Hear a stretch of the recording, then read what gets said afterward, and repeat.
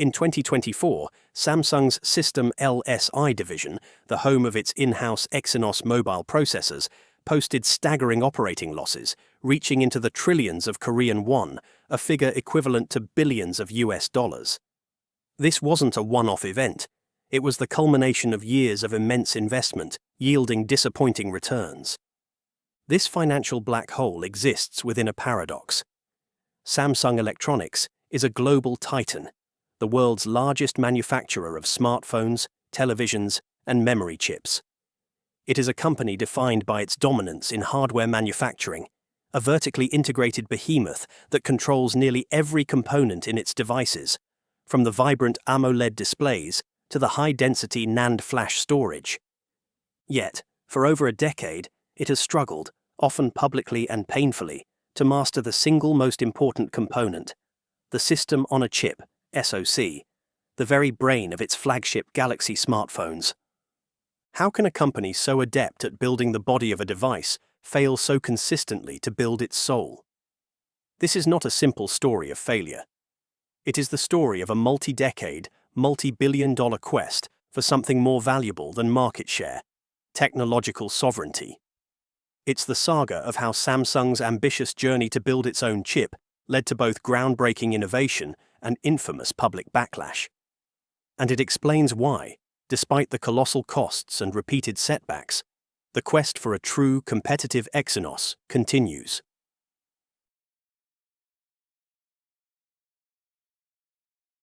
The story begins in the late 2000s and early 2010s, a period of explosive growth in the smartphone market.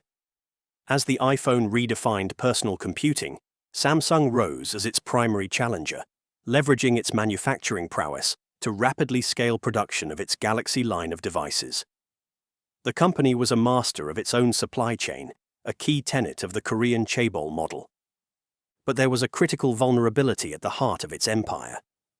The SoC, the intricate silicon that houses the CPU, GPU, modem, and other key processors, was largely supplied by an American company, Qualcomm.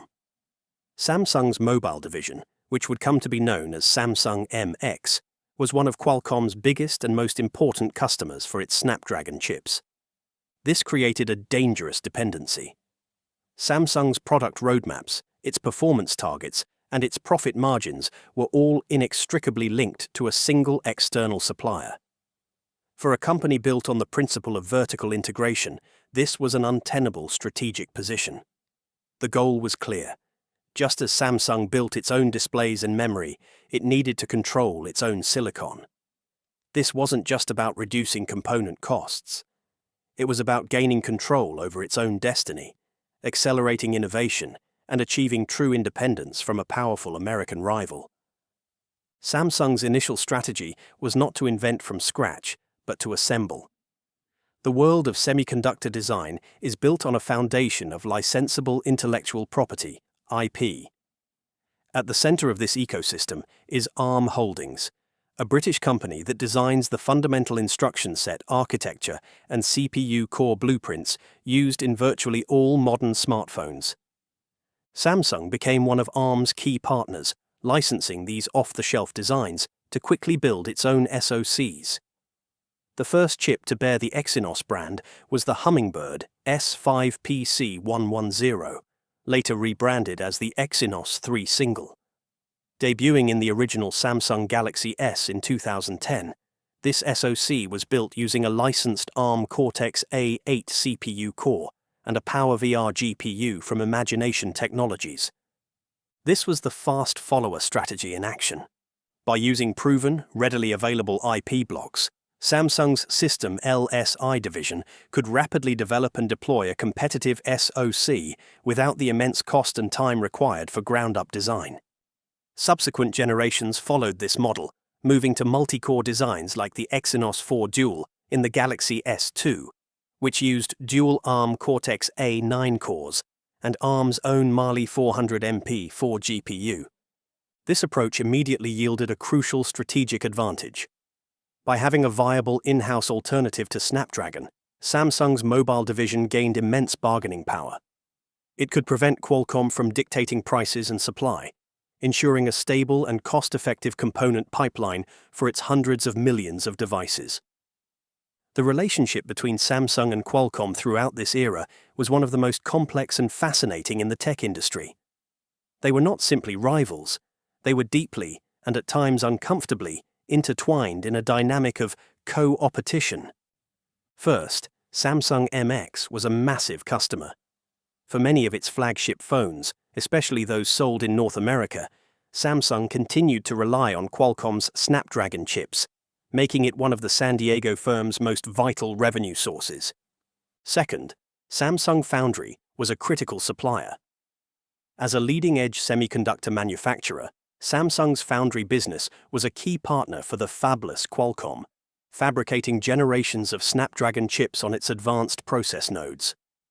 This strategic collaboration dated back to at least 2005 and continued through key nodes like 10 nanometers for the Snapdragon 835. Third, Samsung System LSI was a direct competitor. The Exynos chips it designed were aimed at the exact same premium smartphone market as Snapdragon, often appearing in different regional variants of the very same Galaxy S or Note device. This created a delicate and often tense balance of power. Samsung needed Qualcomm's market-leading modems and, in many cases, its SoCs, but it simultaneously sought to displace them. Qualcomm, in turn, needed Samsung's vast manufacturing capacity to build its chips, even as those chips powered phones that competed with Samsung's and competed against Samsung's own Exynos SoCs within those phones. The early Exynos chips were rarely the undisputed performance leaders. More often than not, they trailed their Snapdragon counterparts, particularly in graphics performance. For a company as obsessed with being number one as Samsung, this might seem strange.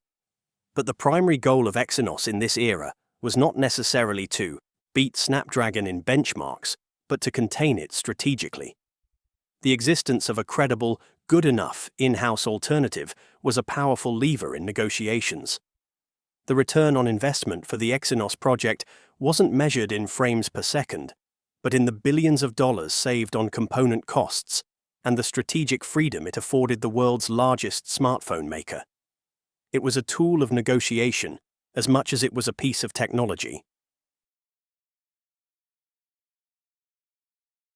By the mid-2010, being a fast follower was no longer enough. The smartphone silicon landscape was maturing. Apple was demonstrating the profound advantages of tight hardware-software integration with its custom-designed A-series chips, and Qualcomm was differentiating itself with its own custom Cryo CPU cores. To truly compete at the highest level, Samsung needed to graduate from being an assembler of licensed parts to an architect of its own. In 2010, the company made a pivotal move, establishing the Samsung Austin R&D Center, SARC. It staffed this new division by poaching top-tier talent and industry veterans from the likes of AMD, Intel, and even ARM itself. Their mission was audacious: to design a high-performance, low-power, 64-bit ARMv8-compatible custom CPU core from the ground up. This was a declaration of war on the status quo. The first product of this effort was codenamed Mongoose, a custom microarchitecture that made its debut as the M1 core in the Exynos 8-octa 8890 SoC in 2016. For the first time, a Samsung chip would have a brain entirely of its own design. The design philosophy of the Mongoose series was, in a word, aggressive. The engineers at SARC pursued a brute force approach to performance, designing cores that were significantly wider and more complex than the standard ARM designs they replaced. A technical analysis of the third-generation M3 core used in the Exynos 9810 reveals the scale of this ambition. The M3 featured an incredibly wide 6-wide decoder, allowing it to process more instructions in parallel than most of its contemporaries. This made it one of the widest mobile cores in the world, rivaling even Apple's formidable designs. It also boasted a massive 228-entry reorder buffer, a key component for extracting instruction-level parallelism, far larger than the 96-entry buffer in its M1/M2 predecessors. This architectural approach paid off in raw speed. For a brief period, Samsung's custom cores were benchmark champions, achieving the goal of delivering class-leading single-threaded performance. The insurrection seemed to be succeeding. But this power came at a steep price. The wider architecture necessitated a longer instruction pipeline, stretching to 15 stages in the M3 from 13 in the M1/M2. A longer pipeline means that when the branch predictor guesses wrong about the path of code execution, the penalty in wasted cycles is higher. More fundamentally, a wider, more complex core simply consumes more power and generates more heat. The Mongoose was a powerful engine, but it was notoriously inefficient. The culmination of this flawed strategy came with the Exynos 990 in 2020, a chip that would become the nadir of Samsung's mobile efforts. The fifth-generation M5 Lion core, which was supposed to be the pinnacle of the Mongoose project, was a technical disaster. A detailed post-mortem by the experts at Anantech revealed a cascade of critical design failures. First was the issue of poor voltage scaling. The M5 core required significantly higher voltage to reach the same clock speeds as its M4 predecessor, despite being manufactured on a more advanced 7-nanometer process. In semiconductor physics, power consumption increases exponentially with voltage, so this flaw was catastrophic for efficiency. Peak voltage for the M5 at 2.73 GHz was 1,118 millivolts, up from 1,068 millivolts for the M4, a clear sign of a design that did not scale well. Second, the M5 suffered from high static leakage. Static leakage is power that bleeds from a transistor even when it is switched off. Analysis of Samsung's own power data revealed that the M5 core had 3.8 times the static leakage of the licensed ARM Cortex as 76 cores on the very same chip. This pointed to a much larger physical die area for the M5, making it inherently less efficient even when idle. Finally, there was the problem of scheduling inefficiency. Samsung's own software scheduler, which decides which core should handle which task, revealed that the M5 was notably less efficient than the licensed ARM cores it was paired with. For certain workloads, the smaller, off-the-shelf ARM cores could complete the task faster while consuming less than half the energy. The result was a chip that ran hot, throttled its performance aggressively to avoid overheating, and drained battery life. This created the infamous performance gap between the Exynos and Snapdragon versions of the Galaxy S20, enraging consumers and creating a PR nightmare for Samsung. In late 2019, even before the Exynos 990 was released to the public, Samsung quietly disbanded its Austin-based custom CPU division. There was no grand announcement, no public admission of defeat. It was a silent acknowledgement of a massive strategic failure. After nearly a decade of immense investment and effort, the Mongoose project had ended, not with a bang, but with a whimper. Samsung's quest to build its own CPU core was over. The company would return to licensing standard ARM Cortex-X cores, just like its competitors. The insurrection had failed. Even during the peak of the Mongoose era, when its custom CPUs were trading blows with the best in the industry, Exynos SoCs had a persistent weakness: the graphics processing unit, GPU. Throughout the 2010s, Samsung licensed ARM's off-the-shelf Mali GPUs. While competent, they consistently lagged behind the performance of Qualcomm's custom-designed Adreno GPUs. This wasn't a minor issue. As smartphones evolved into primary gaming devices, a powerful GPU became a critical component of a premium user experience. For gamers, the Snapdragon variants of Galaxy phones were unequivocally superior, offering higher and more stable frame rates. This graphics deficit was a constant thorn in the side of the Exynos project. Having failed in its ambitious quest to build a best-in-class CPU, Samsung executed a pragmatic pivot to solve its GPU problem. In a landmark move in June 2019, the company announced a multi-year strategic partnership with AMD, a giant in the PC and console graphics space. The deal gave Samsung access to license AMD's cutting-edge RDNA graphics architecture for use in its mobile SoC. This was a clear strategic shift. If you can't build it yourself, license it from the best. The first product of this collaboration was the Exynos 920 GPU, based on AMD's RDNA2 architecture, the same foundation powering the PlayStation 5 and Xbox Series X. It debuted in the Exynos 2200 SoC in early 2022. The launch of the Exynos 2200 was rocky. The chip was hampered by manufacturing problems at Samsung Foundry, leading to a generally poor reception and continued performance deficits against its Snapdragon 8 Gen 1 rival. However, the underlying graphics technology showed immense promise. For the first time, a mobile chip brought hardware-accelerated ray tracing to smartphones, a next-generation graphics feature that Qualcomm would not match for several months.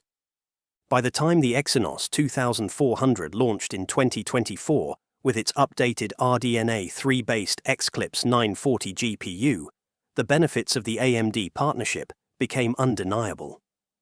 While Qualcomm's Snapdragon 8 Gen 3 still held an edge in traditional rasterization performance, the gap had narrowed significantly.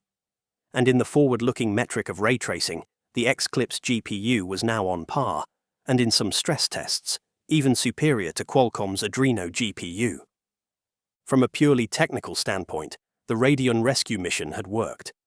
The perennial graphics gap, which had plagued Exynos for a decade, was finally closed. Samsung now had a competitive, future-proof GPU architecture to build upon.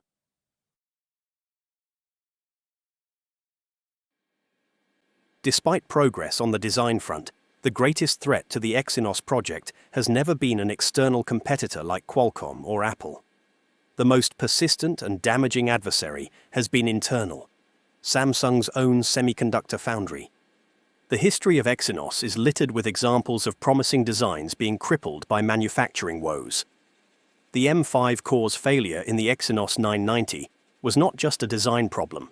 It was exacerbated by poor yields on Samsung's 7nm process.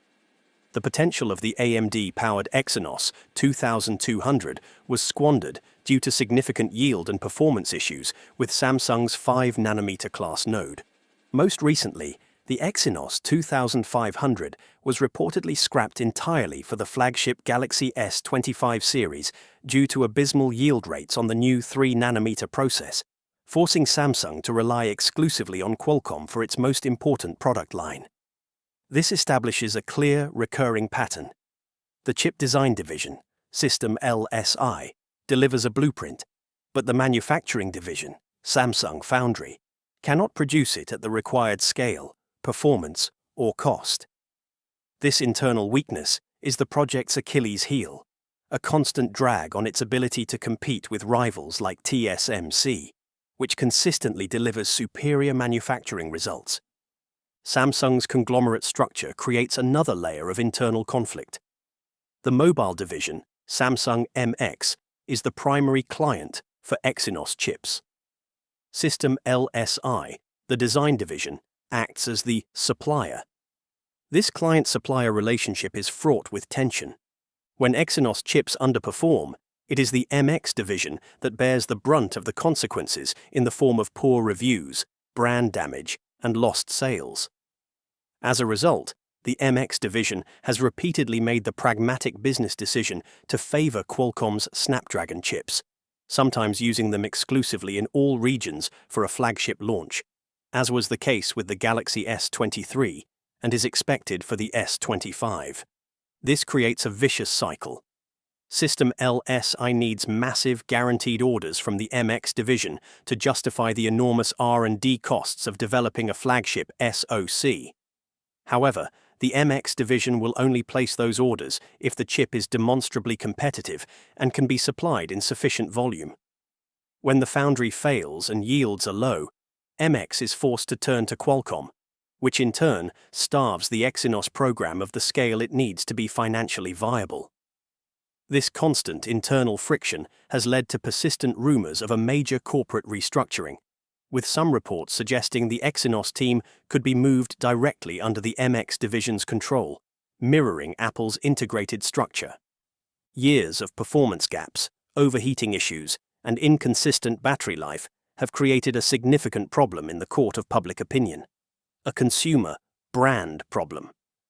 A vocal and influential segment of the tech community and the broader consumer base actively distrusts Exynos-powered devices, creating a negative feedback loop that impacts sales and perception. This trust deficit has been compounded by other issues.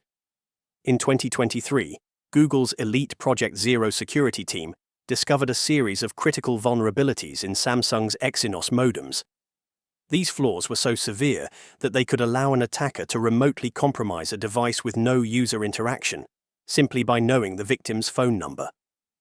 The vulnerabilities affected not only Samsung's own Galaxy devices, but also Google's Pixel 6 and 7 series, which used Exynos modems, further damaging the brand's reputation for security and reliability. This Exynos allergy is a formidable risk. Even if Samsung manages to produce a technically superior chip in the future, it must first overcome years of accumulated negative perception in the market. Faced with these challenges, Samsung has pivoted its strategy for Exynos. The goal is no longer simply to chase the highest CPU and GPU benchmark scores. Instead, the focus has shifted to a new battleground: on-device artificial intelligence. The latest Exynos chips are designed with a powerful, dedicated neural processing unit, NPU. This specialized processor is engineered to run complex AI models efficiently on the device itself, rather than relying on a connection to the cloud. This is the engine behind Samsung's Galaxy AI feature suite, which includes real-time translation, generative photo editing, and other intelligent capabilities. The advantages of on-device AI are compelling. It's faster, with no network latency. It's more private, as sensitive personal data never leaves the phone. And it's more reliable, functioning even without an internet connection. By positioning Exynos as a leader in on-device AI, Samsung is creating a new value proposition, moving the conversation away from raw gaming performance and toward intelligent, everyday features powered by its NPU. The new AI-centric strategy for Exynos serves a much larger, more critical purpose. The Exynos chip is no longer just a component for a phone. It is a strategic weapon in Samsung's most important battle, the Foundry war against TSMC. Samsung Foundry has struggled to win contracts from major clients like Nvidia and Qualcomm for its most advanced manufacturing nodes, such as 3 nanometers and the upcoming 2 nanometer process. The reasons are twofold: persistent concerns about lower yields compared to TSMC, and a reluctance from fabless design companies to entrust their most valuable IP to a direct competitor.